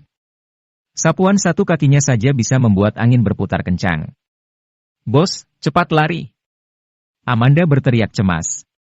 Veronica menyipitkan matanya. Saat ini, pandangan Veronica terhadap Jensen telah berubah sedikit. Apakah Jensen ini masih seorang pecundang? Semua orang sudah kalah menyisakan Jensen seorang yang maju ke depan dengan penuh keberanian. Jensen memang hanya seorang dokter kecil dari kota Asmenia yang belum cukup pantas untuk ikut campur dalam masalah di dunia Jianghu ibu kota. Bang! Jensen lantas mengeluarkan tinju. Sudah berakhir, sudah berakhir. Amanda tidak tahan melihatnya lagi karena mengira lengan Jensen pasti akan patah. Master sepatu besi tampak meremehkan Jensen. Sebelumnya, Jensen pernah berhadapan dengan master sepatu besi dan Jensen memang bukan tandingan baginya. Jika saja saat itu para pengawal Jensen tidak datang membantu, tentu Jensen sudah tidak bernyawa lagi. Terdengar suara ledakan. Suara yang menyerupai ledakan granat yang menggelegar. Mereka berdua diam tidak bergerak sama sekali. Tak lama setelahnya, kaki kiri master sepatu besi retak dan besi itu pun hancur berkeping-keping di atas lantai. Sepatu besinya itu hancur hanya dengan satu pukulan Jensen. Seluruh lantai 2 berubah menjadi hening. Jensen berhasil menghancurkan sepatu besi master itu yang kekuatannya setara dengan terjangan kereta api cepat. Energi ki anak muda ini sangat kuat. Master Korka dari sekte Bango Putih yang awalnya diam akhirnya bersuara sambil mengamati Jensen. Master, apakah dia lawan sepadan untukmu? Pria berkacamata memberikan sebatang rokok kepada Master Korka. Masih belum ada apa-apanya. Asap rokok yang diembuskan oleh Master Korka menyerupai wujud seekor Bango Putih. Ini membuktikan bahwa energi Ki Master Korka sangat kuat dan bisa dilepaskan di tempat yang areanya luas. Kekuatanmu melemah. Jensen perlahan menarik tinjunya dan menatap master sepatu besi. Saat berhadapan dengan pihak lawan terakhir kali, energi Ki Jensen masih kalah sehingga harus mundur. Namun, setelah mendapat energi Ki dingin dari Gracia, kemampuan energi Ki Jensen sudah jauh meningkat dibandingkan dulu. Lumayan juga. Master sepatu besi melepas sepatu besi dari satu kakinya yang lain dan melemparnya ke tanah. Seisi lantai 2 kembali terguncang disertai suara ledakan. Berat satu sepatu besi itu diperkirakan mencapai 150 kg. Sejak aku lulus dari perguruan, belum ada seorang pun yang bisa membuatku melepaskan sepatu besi ini. Dia berkata dengan penuh percaya diri, aku peringatkan kamu, setelah aku melepas sepatu besi, kekuatanku akan berlipat ganda. Baguslah kalau begitu. Jensen tampak tertantang. Sejak berhasil meningkatkan teknik kaisar manusia hingga tingkat keempat, Jensen selalu ingin mencoba menguji sejauh mana kemampuannya itu. Namun, Jensen belum sempat mengujinya karena saat berhadapan dengan Kenzo terakhir kali, Kenzo sudah menyerah terlebih dahulu. Lancang sekali kamu. Aku akan tendang kamu sampai mati. Master sepatu besi merasa diremehkan setelah melihat Jensen yang tidak takut sedikit pun dan malah semakin percaya diri. Bang! Begitu kakinya menginjak tanah, dia langsung maju menyerang seperti laju sebuah bulldozer dan menendang pinggang Jensen. Episode 489. Kekuatannya lebih besar dari sebelumnya. Apa ini kekuatan manusia? Veronica dan Amanda sama-sama melupakan luka mereka dan melihat ke depan dengan kaget. Apakah Jensen bisa menahan serangan dari master sepatu besi yang telah melipat gandakan kekuatannya? Jensen mengerahkan Profound Ki, tetapi tidak. Menggunakan Tai Chi dan hanya mengeluarkan satu pukulan sederhana. Jensen ingin menguji kemampuan Profound Ki yang dimilikinya. Bang! Suara ribut dari pukulan mereka berdua disertai angin kencang yang bertiup mulai terdengar. Jensen kembali meninju kaki master sepatu besi. Mereka berdua seperti sebelumnya masih tidak bergerak. Tual Hilton dan semuanya sangat cemas menyaksikan pertarungan ini karena jika Jensen kalah, maka mereka semua kemungkinan besar juga akan mati. Hah, ternyata begitu saja kemampuanmu. Sepertinya, aku sia-sia menunggu. Master sepatu besi berbicara dengan wajah arogan. Master sepatu besi terlihat bernafsu ingin menghabisi mereka semua. Wajah Tuan Hilton dan mereka semua mulai pucat. Ah! Namun, Master sepatu besi tiba-tiba menjerit kesakitan dan mengangkat kakinya tinggi-tinggi sambil melompat kesakitan. Semua tulang kaki Master sepatu besi patah. Tulang kaki Master sepatu besi sudah dilatih sejak kecil hingga sekeras baja. Jensen berhasil mematahkan kakinya hanya dengan satu pukulan. Kamu juga segitu saja kemampuannya. Jensen menyerang lagi. Kini dia sudah jelas dengan kekuatannya sendiri. Bang!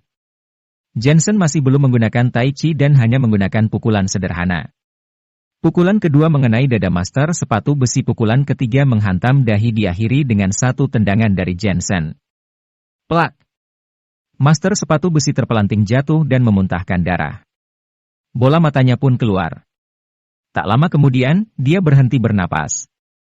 Semua orang tercengang. Veronica begitu terpukau dengan dahsyatnya energi Ki yang dimiliki Jensen. Apalagi, Jensen yang dianggapnya pecundang ini bukan berasal dari keluarga elit. Robinson malah lebih tragis. Setelah berupaya mati-matian, ternyata orang paling hebat di antara mereka semua adalah Jensen yang dianggapnya penakut itu. Ayo, siapa lagi? Jensen memiringkan kepalanya sambil menatap keempat orang musuh yang tersisa. Dari empat orang ini, ada dua orang master, satu orang ahli Taoisme yang punya kemampuan teknik wayang mayat dan satu orang pria berkacamata yang paling lemah kekuatannya. Energi Ki yang luar biasa. Sudah lama aku tidak menemukan anak muda dengan kehebatan seorang master seperti ini. Seorang pria tua yang bertubuh pendek dan berpakaian nelayan tiba-tiba muncul. Anak muda, kamu seharusnya bergabung dengan 4 sekte besar karena memiliki energi Ki yang sangat kuat. Apa kamu tertarik? Orang tua itu berkata sambil berjalan seperti seekor ular berbisa yang siap menyerang mangsanya. Dia juga dikenal dengan nama Master Tinju Tiga Ular. Nenek moyangnya adalah petinggi militer pada zaman dinasti Qing yang mengungsi ke Asia Tenggara karena memiliki masalah dengan pejabat tinggi di ibu kota dan akhirnya menjalani hidup sebagai rakyat biasa. Keluarga mereka telah mewariskan seni bela diri turun-temurun. Saat zaman perang, kakeknya Master Tinju Tiga Ular ini juga ikut membunuh banyak sekali pasukan penjajah dan memberikan sumbangsih yang cukup besar. Apakah kamu tertarik menjadi muridku? Jensen balik bertanya. Dasar tidak tahu diri. Orang tua itu marah dan menggerakkan tubuhnya yang lunak seperti ular lalu berkata, aku sudah bersikap sopan, tapi kamu masih berani-beraninya lancang. Kamu mati saja. Wah!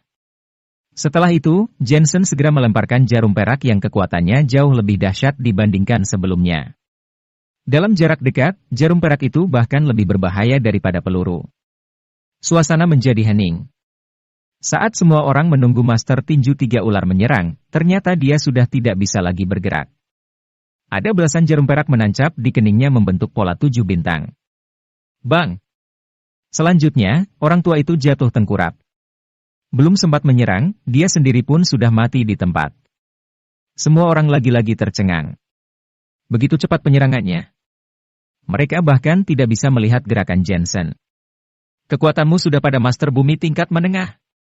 Pada saat yang sama, terdengar suara Master Korka yang akhirnya keluar menyerang.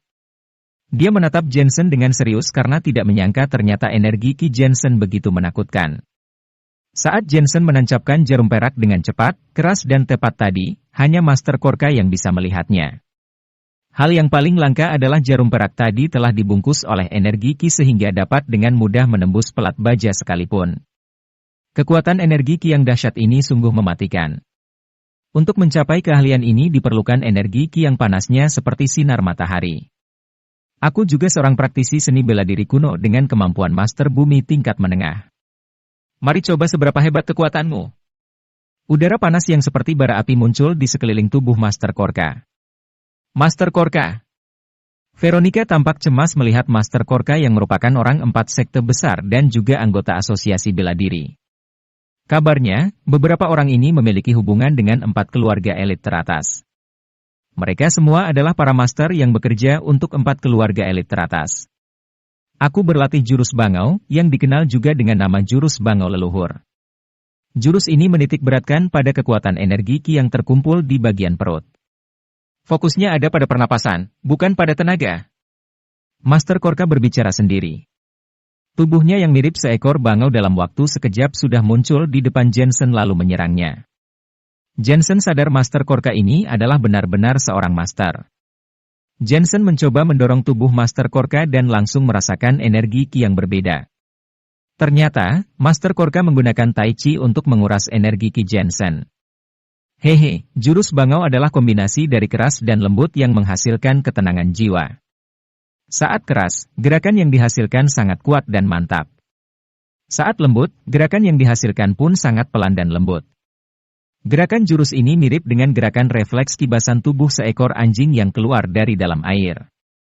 Untuk mencapai kemampuan refleks ini tentu saja dibutuhkan latihan keras selain bakat. Wajah Master Korka terlihat sombong.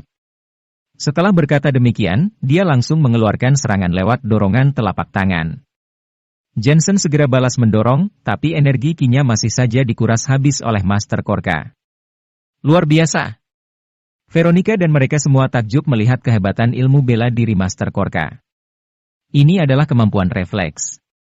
Serangan energi Ki Jensen dapat ditangkal oleh Master Korka dengan kemampuan refleks yang menguras energi Ki tersebut dan melepaskan energi Jensen keluar. Dengan begitu, Jensen sulit mengalahkan Master Korka. Energi Ki kamu akan aku habisi cepat atau lambat. Master Korka memanfaatkan kesempatan untuk balas menyerang Jensen dengan membabi buta. Bukan kamu seorang saja yang bisa teknik lembut taklukan keras? Jensen tertawa mencibir. Dia menggunakan Tai Chi untuk menghilangkan kekuatan energi Master Korka yang mendorongnya dengan telapak tangan. Namun, Jensen menyerap energi lawan dengan kekuatan Yin dan Yang. Berbeda dengan Master Korka yang menggunakan kemampuan refleks. Apa, kemampuan Tai Chi yang kamu kuasai sudah sejauh ini? Master Korka menatap Jensen dan berkata dengan marah. Apa hubungan kamu dengan sekte Tai Chi dan 4 sekte besar? Tidak ada. Jensen menggelengkan kepalanya dan tersenyum. Mereka berdua saling membalas serangan. Tuan Hilton tertegun melihat mereka berdua saling membalas serangan yang tidak tahu kapan akan berakhir. Jangan khawatir, Jensen masih muda dan kuat, sedangkan Master Korka sudah tua. Kalau soal daya tahan, tentu Jensen yang akan menang, ucap Veronica dengan optimis. Logika ini tentu dipahami semua orang. Master Korka semakin kesal. Dia heran dengan Jensen yang memiliki energi Ki dan kemampuan Tai Chi yang begitu dahsyat. Apalagi, Jensen masih sangat muda. Jensen memang seorang ahli bela diri dengan bakat langka. Kita berhenti saja sekarang, bagaimana? Kalau terus-menerus begini, tak akan ada pemenangnya. Master Korka mencoba mengajak Jensen berhenti sambil menunggu kesempatan untuk menyerang. Teknik lembut taklukan keras adalah ciri khas Master Korka. Dia tidak suka bila ada orang lain yang juga menguasai teknik ini. Tentu saja, karena tak ingin kehilangan pamor di dunia Jianghu, dia pun pasti berniat menghabisi Jensen. Kenapa harus berhenti bertarung? Kalau kamu terus seperti ini, kamu kan pasti kalah. Jensen menggelengkan kepala menolak untuk berhenti. Episode 490. Anak muda, kamu jangan terlalu yakin. Kalau terus begini, pertarungan kita akan berakhir seri. Kamu pasti tak akan bisa mengalahkan jurus bangau leluhur ini. Master Korka menegur, aku sebagai Master Korka, dan kamu mengatakan seni bela dirimu berakhir seri. Lupakan jika kamu tidak merasa terhormat, dan kamu masih ingin bertarung? Master Korka tertawa namun sedikit cemas. Dengan kedudukan yang tinggi di dunia Jianghu, begitu banyak orang menghormati dan menjunjung tinggi Master Korka. Akan tetapi, jarang ada anak muda yang dipuji. Kehebatannya oleh Master Korka apalagi sampai mengimbanginya dalam pertarungan. Pujian seperti ini malah tidak dianggap penting oleh Jensen. Sebaliknya, Jensen tetap ngotot dan tidak mau kalah dengan Master Korka. Kamu kira kamu sangat hebat, kan? Kita sama-sama menggunakan teknik lembut taklukan keras. Kekuatan kita berdua imbang. Master Korka kembali memarahi Jensen. Veronica dan mereka semua yang pernah belajar bela diri tentu tahu jika menggunakan teknik lembut taklukan keras dalam pertarungan tidak akan memunculkan pemenang, kecuali saling adu kesabaran dan ketahanan fisik. Siapa bilang kita seimbang? Jensen tiba-tiba tertawa dan mengerahkan Profound Ki yang dahsyat. Tadi aku hanya menemanimu bermain, sekarang coba rasakan kekuatan dari aku yang sebenarnya. Satu terjangan dengan telapak tangan yang memiliki kekuatan energi Ki dahsyat langsung mengacaukan pertahanan telapak tangan Master Korka. Jensen berhasil menggunakan satu kekuatan untuk menaklukkan tiga kelebihan Master Korka energi Ki mereka awalnya berdua jelas-jelas berimbang. Namun, Jensen sudah merasakan bahwa Profound Ki yang dia miliki kini jauh lebih kuat daripada Master Korka. Ternyata, teknik lembut taklukan keras serta kemampuan refleks dan energi Ki dahsyat yang dimiliki oleh Master Korka tidak ada gunanya. Jensen mampu menaklukkan Master Korka dengan satu sentuhan. Jurus yang dipakai Master Korka akhirnya gagal juga. Jensen langsung meninju dada Master Korka dengan sangat keras. Bang! Master Korka terpelanting ke belakang dan muntah darah sampai tidak bisa bangun lagi. Pikiran Master Korka diliputi rasa tidak rela dan tidak terima dengan kekalahan ini. Namun, dia akhirnya juga takut dengan Jensen. Kekuatan Jensen bukan lagi Master Bumi peringkat menengah, tetapi sudah setara Master Bumi peringkat atas. Bang! Baru saja berpikir seperti ini, Master Korka langsung mati di tempat. Semua orang yang melihat pun terkejut. Dengan satu pukulan saja, Jensen berhasil membunuh Master Korka. Dia benar-benar bukan manusia biasa. Veronica dan Amanda serius menatap Jensen. Mereka akhirnya sadar betapa menakutkannya ilmu bela diri yang dikuasai Jensen. Mereka terkejut dengan menantu laki-laki yang mereka anggap pecundang ini. Ayo, selanjutnya giliran kalian. Jensen menatap kedua pria berkacamata itu. Wajah pria berkacamata itu pucat seketika. Mereka lantas menatap seorang wanita misterius yang berada di samping. Kamu memang punya ilmu bela diri yang hebat, tapi kalau kamu mau mengalahkan kami, belum tentu bisa. Setelah berkata demikian, wanita yang memakai mantel itu dan membacakan mantra sambil memegang 3 buah dupa. Tiba-tiba muncul kepulan asap. Gawat, mereka mau kabur. Jangan biarkan mereka kabur. Tuan Hilton berteriak dan bergegas menyerang mereka. Jangan kejar lagi, mereka sudah pergi. Itu tadi teknik Xuan, bukan sembarang orang bisa menghentikannya. Jensen menggelengkan kepalanya dan mencegah semua orang yang hendak mengejar mereka. Tak lama berselang, sebuah helikopter datang menjemput pria berkacamata dan wanita yang kabur itu. Jensen tidak menghiraukan mereka dan segera menghampiri Tuan Hilton dan semua orang untuk mengobati luka mereka. Robinson menderita cedera yang paling parah karena tulang dadanya retak akibat ditendang. Jensen memberi salep giok sambung tulang kepada Robinson lalu Amanda dan Veronica. Kakiku patah. Ini sudah patah. Salep itu tidak ada gunanya. Veronica menangis sambil menggelengkan kepalanya dan berkata, cepat bawa aku ke rumah sakit. Ini masih sempat jaraknya agak jauh kalau tunggu lagi sudah tidak akan. Sempat. Veronica kelihatan trauma dengan cedera kaki karena saat kecil dia juga pernah patah kaki. Seret. Jensen hanya diam dan langsung merobek celana pendek Veronica lalu melakukan terapi akupuntur di kakinya yang cedera untuk melancarkan sirkulasi darah di titik memar. Setelah itu, Jensen mengoleskan salep. Ah, apa yang kamu lakukan? Kakiku sudah patah, kamu masih saja membuatku sakit. Aku tahu, kamu sengaja membuat sakitku makin parah karena aku orang keluarga Woodley. Jangan salah, yang mau nikahi istrimu itu kakak aku, bukan aku. Veronica hanya bisa menjerit kesakitan karena tidak punya tenaga lagi untuk melawan Jensen. Saat terus menjerit, rasa sakit itu perlahan hilang. Pangkal paha Veronica terasa dingin. Hah, apa yang terjadi? Veronica melihat ke bawah dan ternyata tulang kakinya yang patah sudah disambung kembali. Dia hanya merasakan sedikit sakit.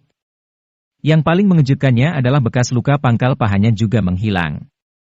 Veronica tiba-tiba teringat dengan perkataan Jensen terakhir kali bahwa bekas luka di pangkal pahanya bisa disembuhkan tanpa perlu operasi. Saat itu Veronica tidak percaya. Namun, apa yang terjadi sekarang? Kamu terus mengomel saja, ribut sekali kamu ini. Jensen berdiri dan berkata dengan kesal. Veronica menatap Jensen dengan heran. Dia merasa pecundang ini ternyata bukan orang jahat. Selain itu, Jensen juga jago dalam keterampilan medis, teknik metafisika dan seni bela diri. Apakah orang seperti Jensen ini tidak pantas untuk Elena, putri ketiga keluarga Miller? Apakah kakaknya Veronica bisa dibandingkan dengan Jensen? Saudari Veronica, kenapa kamu menatapnya begitu? Apa kamu menyukai bosku? Amanda yang ada di sampingnya berkata dengan sedikit kesal. Tidak ada, kamu jangan sembarangan omong kosong. Veronica langsung membantah, wajahnya pun merah. Kamu tidak usah pura-pura, aku sangat kenal kamu. Kalau kamu tidak menyukai bosku, kamu tidak mungkin terus membantah. Karena sekarang kamu membantahnya, itu tandanya kamu benar-benar suka dengan dia, ucap Amanda sambil menghentakkan kakinya dengan kesal. Veronica merasa galau dan tidak lagi membantahnya. Lantas apakah Veronica benar-benar menyukai Jensen? Mustahil. Pandangan Veronica terhadap Jensen telah berubah sama. Sekali setelah Jensen menolongnya. Akan tetapi, mereka berdua baru beberapa kali saling bertemu sehingga tidak mungkin Veronica bisa menyukai Jensen. Namun, saat mencoba untuk menyangkal rasa suka terhadap Jensen, di dalam benak Veronica muncul bayangan tentang Jensen. Veronica membayangkan adegan saat Jensen menghabisi Master Korka dengan gaya yang santai dan keren, penuh dengan pesona seorang pria sejati. Jensen tidak sempat mendengar pembicaraan mereka berdua karena saat itu dia sudah naik ke lantai 2 bersama Tuan Hilton. Tak lama berselang, Jensen dan Tuan Hilton turun membawa 2 buah kotak. Barang itu milik keluarga Woody. Veronica buru-buru memberitahu Jensen sambil mencoba berdiri dengan bantuan Amanda. Terima kasih. Veronica kembali menatap Jensen dan mengucapkan kata terima kasih yang langka. Kotak ini milik keluarga Woodley? Jensen mengamati kotak itu dengan serius dan mencium aroma ramuan yang tidak asing baginya. Setelah membuka kotak itu, dia menemukan beberapa ramuan, sedangkan satu kotak lainnya tidak berisi apa-apa. Kamu tahu apa ini semua? Ini adalah barang-barang terlarang yang dicuri oleh ilmuwan. Barang ini semua akan disita oleh pemerintah Wasia. Jensen berkata demikian dan merasa kesal telah membantu Veronica. Di luar dugaan Jensen, barang yang terus diperebutkan hampir seharian tadi ini ternyata merupakan ramuan yang diperdagangkan dengan Felicia di Lopnur. Ramuan semacam ini dapat merangsang potensi tubuh manusia hingga batas maksimum, tetapi efek sampingnya juga sangat besar dan tidak boleh dikonsumsi oleh masyarakat. Sepertinya, makhluk aneh di lantai 1 tadi juga mengonsumsi ramuan semacam ini. Kalau tahu begini, aku lebih baik membiarkanmu mati di sini saja. Jensen berkata dengan marah. Apa maksudmu? Veronica merasa tidak sepantasnya Jensen memarahi dirinya, apalagi Veronica telah berterima kasih kepada Jensen atas pertolongan tadi meskipun Jensen tidak menggubrisnya. Maksud aku? Kamu peringatkan keluarga Woodley semua agar jangan pernah berbuat sesuatu yang membahayakan negara kita. Kalau kalian berani berbuat begitu, aku pasti tidak akan melepaskan mereka. Jensen membuang kotak itu dan pergi. Kamu. Veronica sangat marah dengan sikap Jensen. Dia terus menatap kotak itu. Sebenarnya, Veronica sendiri juga tidak tahu bahwa ternyata kotak itu berisi ramuan. Dia juga terkejut dengan reaksi Jensen yang begitu marah.